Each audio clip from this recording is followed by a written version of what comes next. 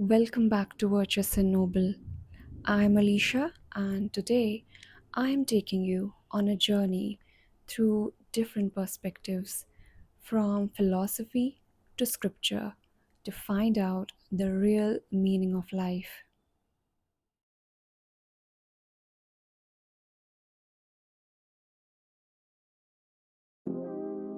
Today is one of those days where your mind seems to linger again, stuck on one thought. You've tried to brush it off, distract yourself, stay busy, but somehow it always comes back to this. My life has been going great. So, why do I still feel this emptiness? Or maybe you've been suffering for so long that you've gone numb. And in your numbness, you begin to realize there is no meaning in my suffering. That thought is haunting, and no matter how hard you try, it doesn't go away. That's when you ask the question, what's the point of all this? I want to begin with a quote by Viktor Frankl. Life is never made unbearable by circumstances, but only by lack of meaning and purpose. Frankl, though not a Christian, was a neurologist, psychologist, philosopher, and most notably, a Holocaust survivor.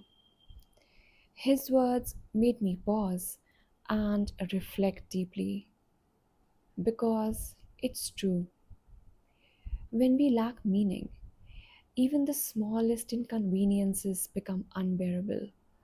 But when we find purpose, we can endure almost anything. And that's when I realized perhaps we were never meant to create meaning from scratch because we were meant to find it in God. At some point in life, we all go through a phase where we start asking ourselves deep, uncomfortable questions. Questions about the meaning of life, our purpose, and why we are even here. That strange emptiness, that haunting sense that something's missing. This is what we call an existential crisis.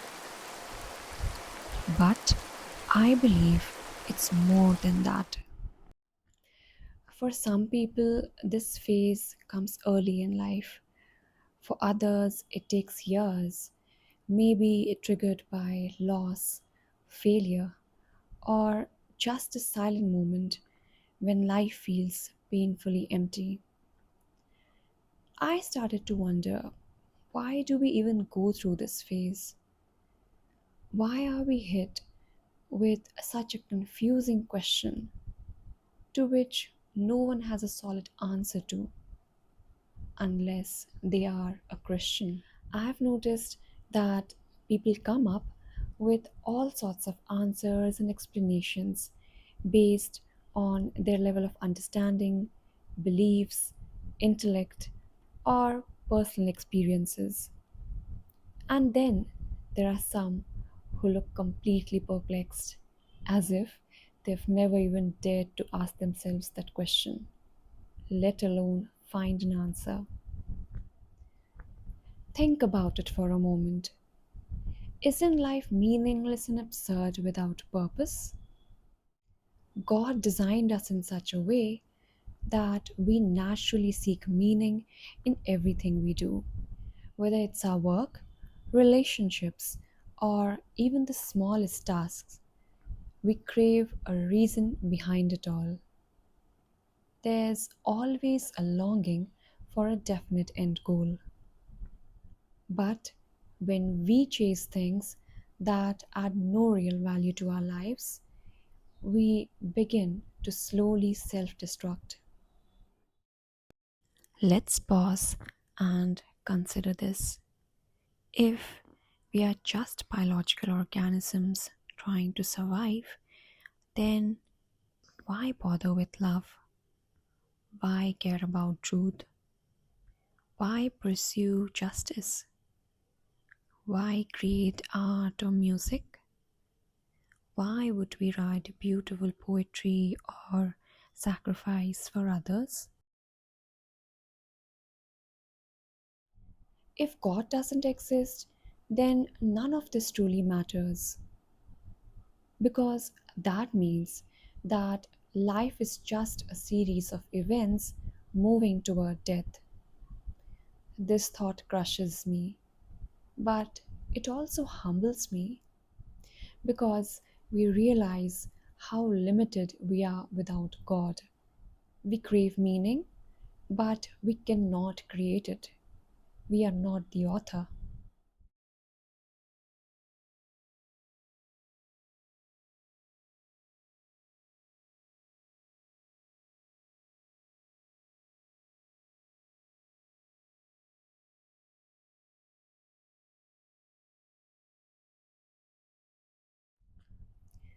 Deep down, every one of us needs a reason to live, a purpose that makes our existence matter. But when we fail to find that answer, we either fall into despair or we try to numb ourselves with shallow pleasures and distractions. It's not about what we are trying to numb on the outside, rather, it's about what we are trying to numb on the inside. Either way, we are drifting further from who we were meant to be, wasting away a life that was meant to be precious, meaningful, and eternal.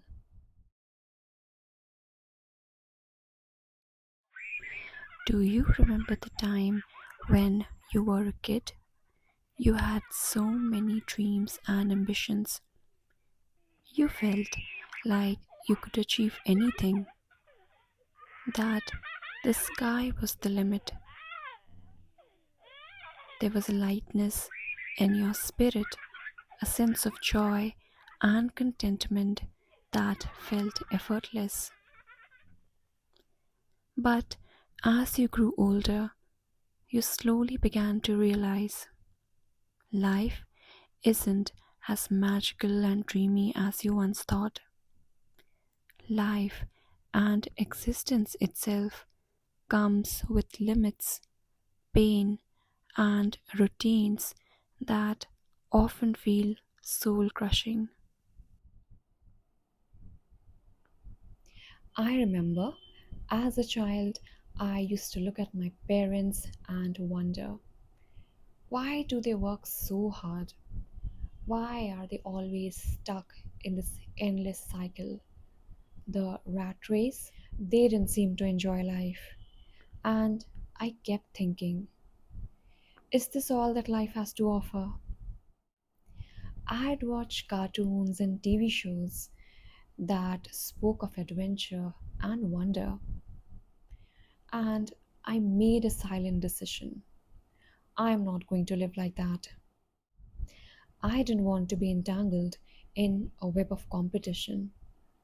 I didn't want a life where the only goal was to work until you retire, earn money, get married, raise a family, compare yourself to others, and then eventually leave this world, all without ever experiencing real joy or true meaning.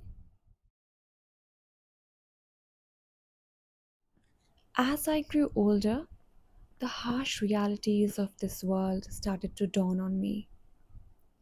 I began to see the limitations and injustices that exist within society, how we are bound with rules that don't always make sense, taxes that drain us, the systems that don't always feel fair. We live in a world that is full of competition and comparison, and we are forced to play by the same set of rigid, unyielding standards, whether we agree with them or not. We are expected to follow the status quo, to fit in, to comply. And the more I thought about it, the more I realized how little control we really have over these things. I also realized that I don't have any supernatural abilities like those characters that I used to watch on those cartoon shows. No super strength, no invisibility, no power to defy gravity. I can't fly and I can't stop time. And even my own body has limitations that constantly remind of my mortality. The fact that we age so quickly, that this world operates on a set of scientific principles that we can't always change or control. These are all stark reminders that life isn't some random chance. It works according to laws that God established from the very beginning. And then comes the sad realization that we all eventually get caught in this web, trying to find happiness within it. And for many, that search comes through comparison. People start comparing their lives with others, living in constant competition. This drive to compete becomes not just a habit, but a way of survival, or at least a way to find meaning in all this chaos. We reach one goal, but before we even enjoy the accomplishment, we are moving on to the next one, the next job, more money, a bigger house, a bigger car, more property, more accolades, more pleasure. But it never ends. And in the end, it only leaves us exhausted, always feeling like we are running in place, putting in so much effort, but never truly getting ahead. Ecclesiastes chapter 1 verse 14. I have seen all the works that are done under the sun, and behold, all is vanity and vexation of spirit. This verse affirms the futility of chasing earthly success without God. Then, Ecclesiastes chapter 2, verse 11. Then I looked on all the works that my hands had wrought, and behold, all was vanity and vexation of spirit, and there was no profit under the sun. This verse supports that even success and wealth can't fulfill us. And now you start asking yourself, if not this, then what?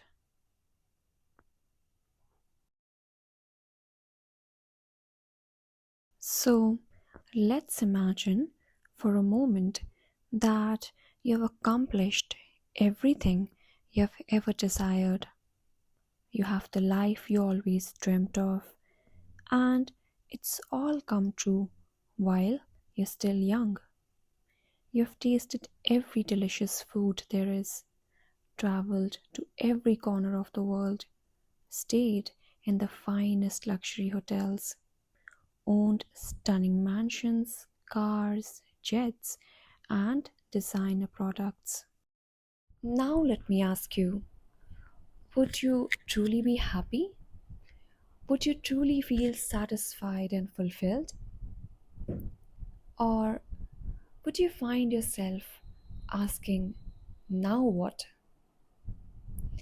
Would all the pleasures in the world be enough to satisfy the deep, unshakable void inside you? The void that only God can truly fill?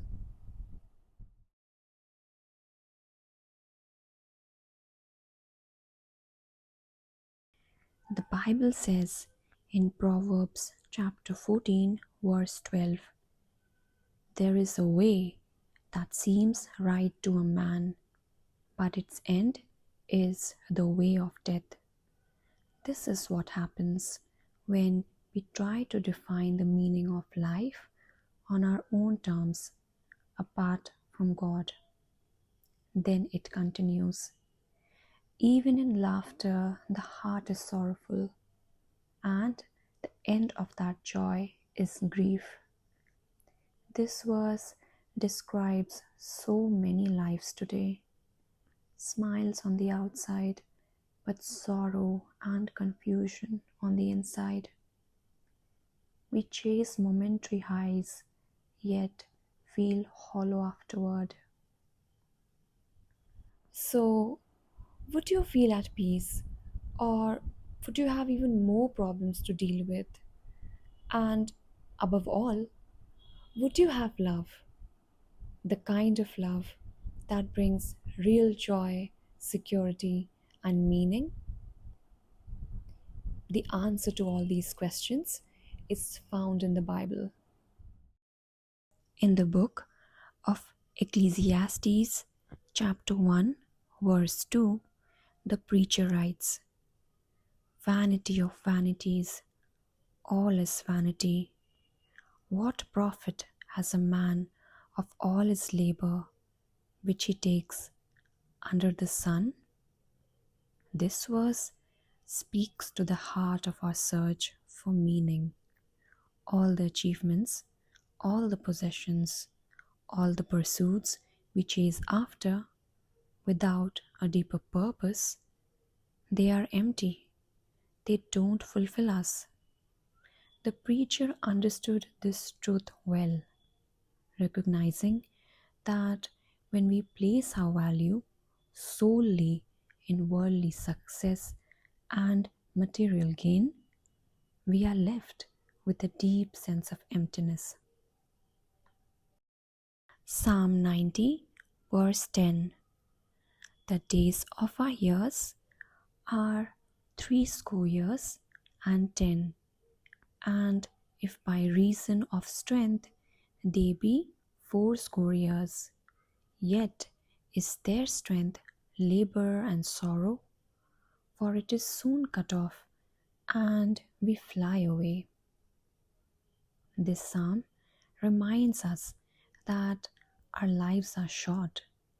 The days of our years are 70, and if by strength 80, yet their span is but toil and sorrow, for they are soon gone, and we fly away.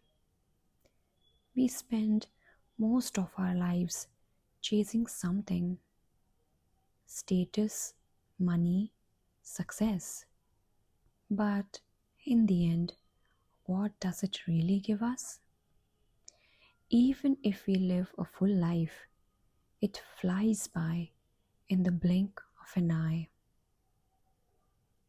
Then in Psalm 90, verse 12, so teach us to number our days, that we may apply our hearts unto wisdom. That's why the psalmist says over here to teach us to number our days, because we forget how little time we really have. We live like we are immortals, but we are not. And unless we learn to count each day as precious, we won't use it wisely. We won't seek what truly matters. a relationship with God. Now, in Ecclesiastes chapter 3, verse 11, He hath made everything beautiful in His time. Also, He hath set the world in their heart.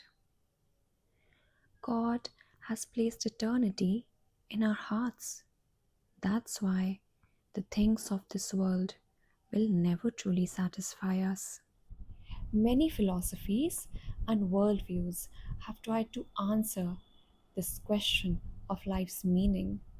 Some say it's about pleasure, others say it's about power, self actualization, or even detachment from desire. And while these philosophies may offer temporary insights or coping mechanisms, they all fall short because none of them can fully satisfy the deep longing of the human heart. Only Christ offers what our soul truly yearns for, a relationship with our Creator, eternal love, peace that surpasses understanding, and purpose that transcends death. He doesn't just give meaning, He is the meaning.